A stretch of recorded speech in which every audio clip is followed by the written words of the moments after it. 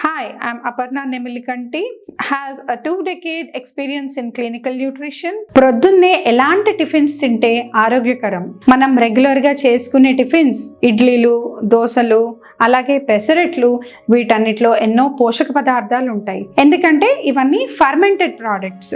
So రాత్రంతా మనం పులవడానికి ఉంచుతాం. ఈ పులిసే ప్రాసెస్లో మంచి బ్యాక్టీరియా మనం శరీరానికి అందజేయడం జరుగుతుంది.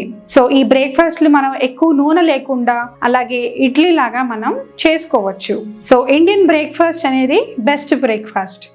అలాగే ఉప్మాలైతే తక్కువ నూనెతో ఎక్కువ కూరగాయలతో మనం చేసుకున్నట్టయితే అవి కూడా మన శరీరానికి ఎన్నో రకమైన పోషక పదార్థాలు అందజేస్తాయి.